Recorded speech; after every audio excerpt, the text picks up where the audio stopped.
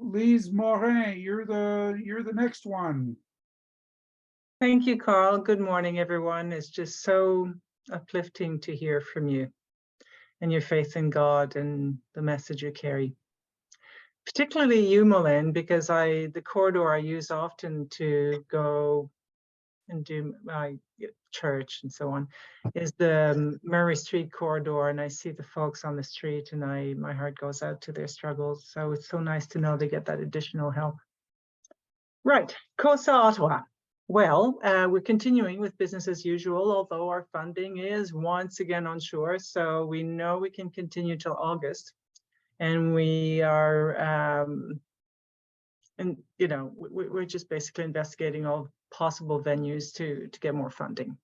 In the meantime, we've opened 4 new circles in January, so that's really great. We go ahead with our volunteer training, which will be starting in April 20th.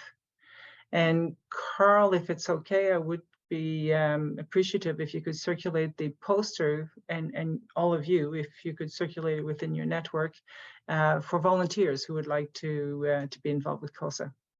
You sent that along, I think it was Susan or yourself sent it along, and I didn't send it. I was saving it until the minutes go out for this meeting.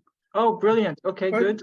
But if you could resend so that we have the up-to-date document, I'll make sure that that gets sent out by Rob when I feed him the yes, the notes from this meeting. Thank you, Carl. And my mistake, it's correction here. It's for March 29th, not okay. April 20th. April 20th is because it's Volunteer Appreciation Month, we're having a volunteer appreciation event for all our folks where the board of directors are all going to chip in and be the cooks and the servants and the hosts for a dinner to appreciate our volunteers. They're, compassion in action, and they're the lifeblood of what we do. Let me see what else. We are hopefully going to have a documentary done about CoSA, and there's a lovely individual called Jeff Bowie who is a film maker, and hopefully we'll get funding for it. And if not, he's going to help anyway. So he's got a big heart, and he's done documentaries with Suzuki and so on. So he's got a good caliber, and his forte is in co-creating. So it's with people to enable them to tell the story. Of course, in our case, it's a bit more difficult because the people we work with, our core members, as we call them, wish to remain anonymous. So we will have to get creative on how we get their input and share it around. We have had really good news for Bob Cormier, who is on our advisory board. Bob Cormier has been with CoSA Ottawa since the beginning of times and was instrumental in actually, at this time, the Solicitor General's in supporting the program. And he is receiving this year's Award of Distinction from CoSA Canada. So we're really proud for him. And funding permitting, if we get a little bit more that will push us beyond August, then we'll restart advertising for a program director to replace Susan. Okay. I mean, she's just 70. She wants to retire. Gosh, eh?